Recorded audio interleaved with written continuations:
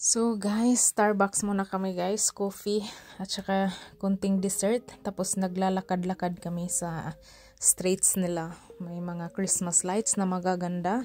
So continuation to ng ating day 1 guys. Nung gabi na, hindi ko na sinali sa isang video natin na na-upload kasi mahaba na siya. In fairness, ang ganda ng mga Christmas lights nila guys. Pero sobrang daming tao. Pag December extra yata yung daming tao. Ang gaganda ng mga lights talaga.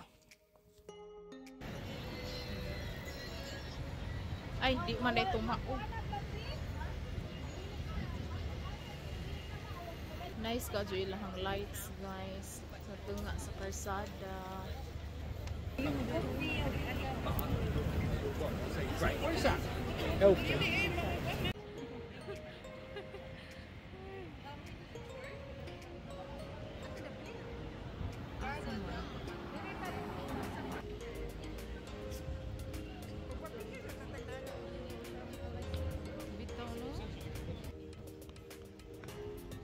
Dali, di man maklaro?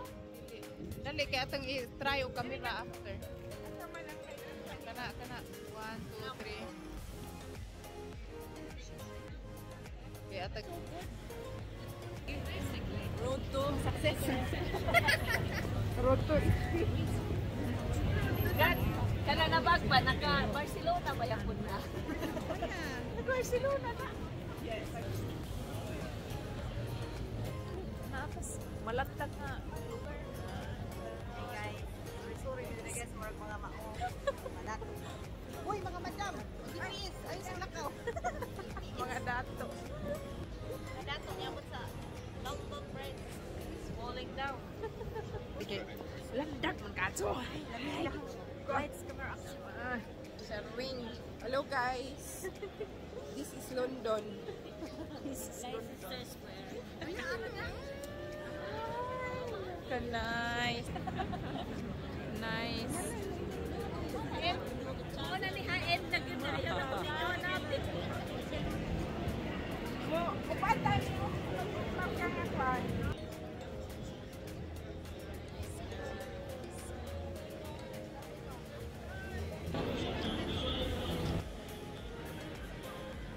Di man maklaro na sila. Baliktad mo doon. Picturean na lang kamo, Bi. Doon na siya dito. Ay, sorry.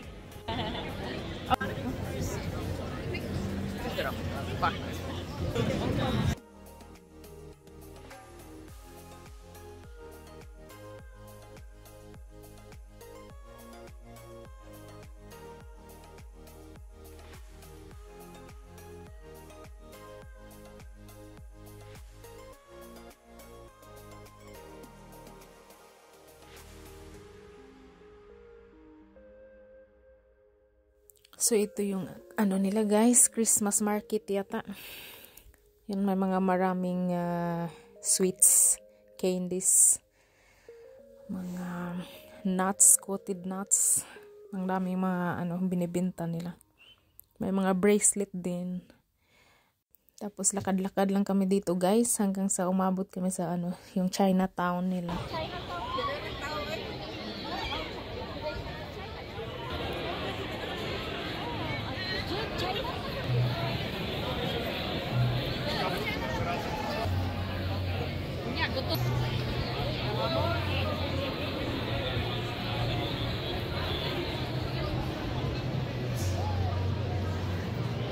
So yan, medyo malayo-layo din yung lakad-lakarin guys. Pero ang gaganda ng mga lights. So worth it naman. Yung gustong-gusto ko talaga yung Cupid Angel nila na lights. Christmas lights. Sobrang daming tao. Tapos pila kami nung kumakain kami sa Chinese restaurant. Gusto sana namin yung Korean pero wala na silang space sa loob. Yan, sobrang ganda ng angel lights. Tapos may pa sila guys. Yan, sa street na yan yung mga Spirit of Christmas. Tapos may mga maraming words na may lights din. Ang ganda. Sobrang creative. Ayan. Tapos yung yung sasakyan ba parang tricycle sa atin or sikad padyak o anong tawag niyan. May mga lights pa din sila. Ang ganda. Tapos niyan guys, sumakay na kami ng bus pabalik sa hotel. So ito na yung end ng aming day 1 na tour. Tapos kinabukasan, punta kami sa Westfield. Hey guys! We are here in Westfield. Ano sa may Westfield Center? London.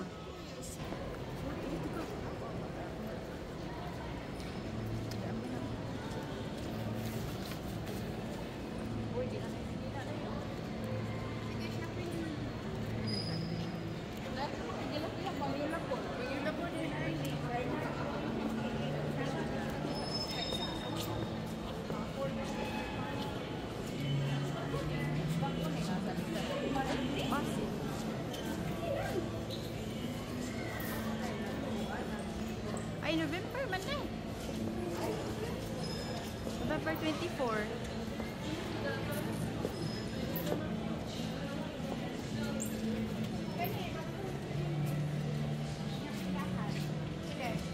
Mga pambata. Naibulit. Ako na. Ay, nasi ka floor di ay. No.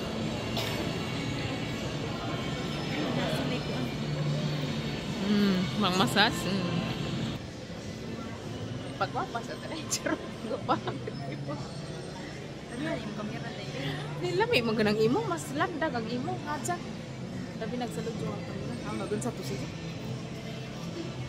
Malaya, massage ring ang kuanang.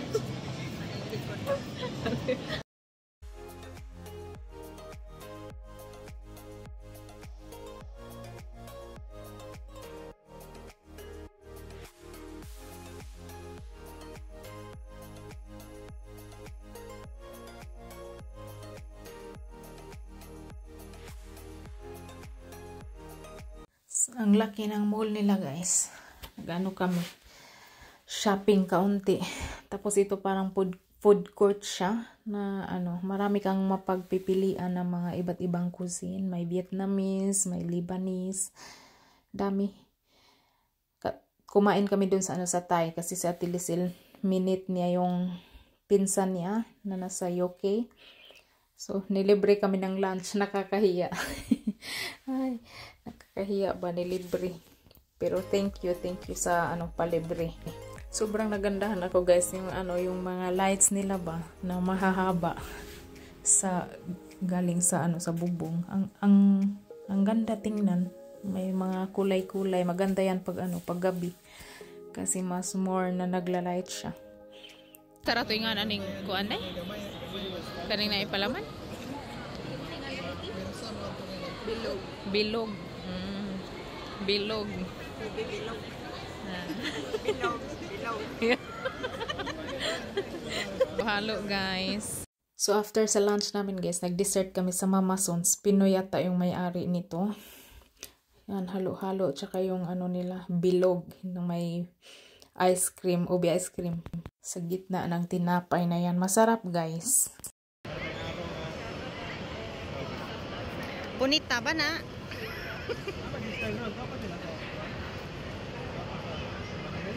Lami kayo.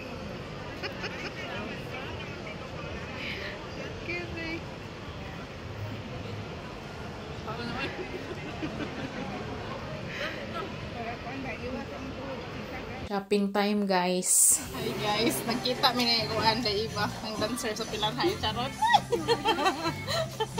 Wa makuan na, wa kuan teenager gyapon na koy. Lagi.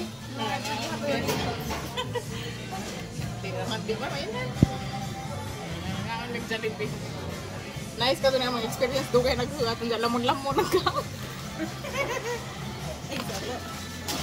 Makatagam? Kaya mag-close na. Sus still lang.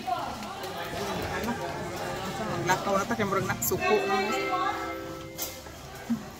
Ay, ginawa po. Okay guys, nakita mi diri sa kuan sa UK for many years.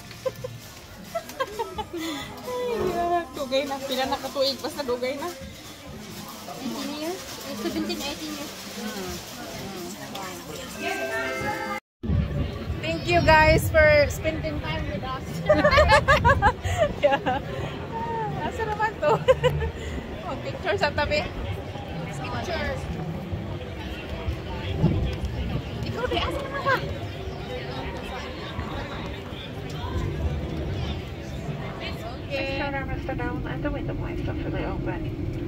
may still use electronic devices.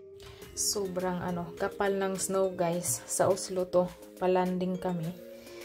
Yan yung dahilan kung bakit ang daming flights na delayed. Kasi yung airplane kasi pag lalapag na siya sa airport, tapos moist yung mga pakpak, nagpo-frozen siya kaagad. Kaya i-de-ice pa nila yan bago lilipad ulit yung eroplano. Kaya ang daming mga flights na late talaga siya.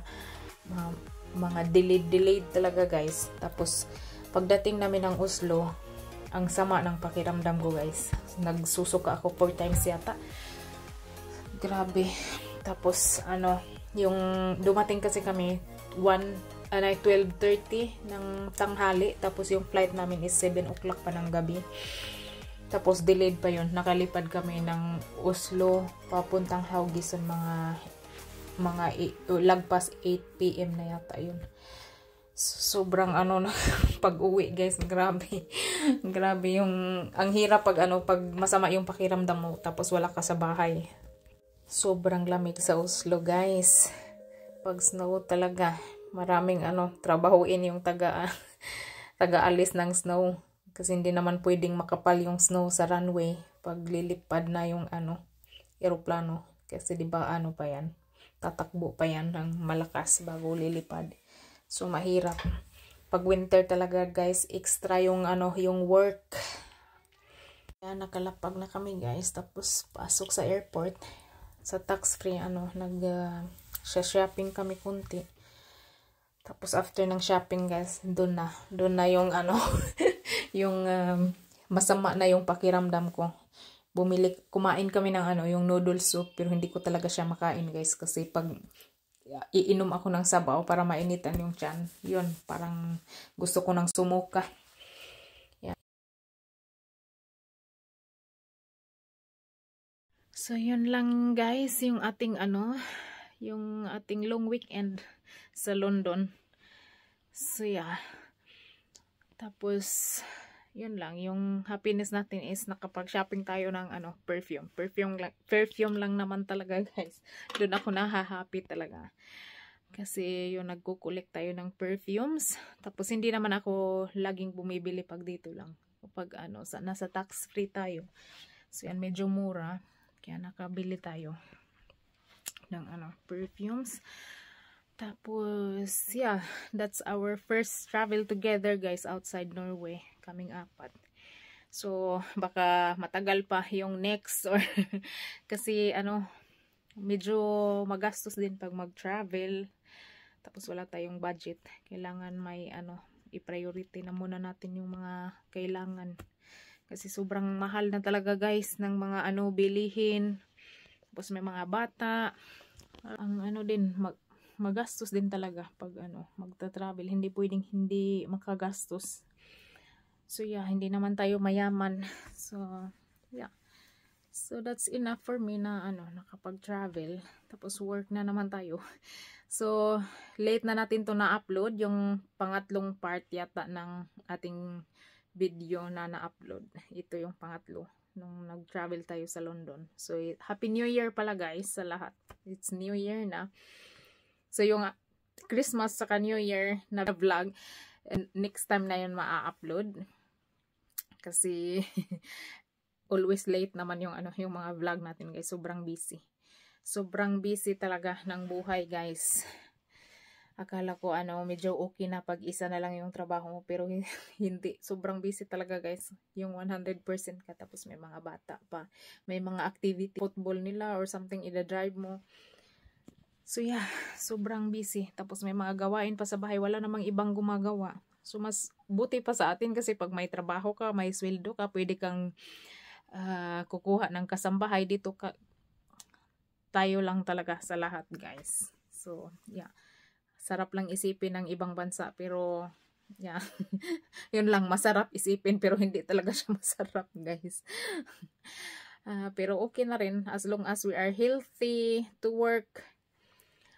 So okay lang yan. Kaya natin to, laban lang. So New Year guys, new challenges. Yeah, so thank you guys for watching. Sa mga nanonood, wala naman tayong mga viewers talaga ng ating mga videos. So, kunti lang naman yung nag-view sa ating video. Pero ano na lang to guys, parang ano siya, yung may mababalikan tayong panoorin sa mga ginagawa natin sa buhay. Pag ano, tatanda na tayo, di ba? So, yun lang. Kasi hindi naman tayo katulad ng ibang vlogger na consistent sila nagba-vlog na yun yung parang career na talaga nila. So, wala tayo dyan. So, yeah. So, thank you guys and be safe everyone. Thank you guys for watching. Please like, share, and subscribe. Nibo Family Vlog. Be safe everyone. Bye.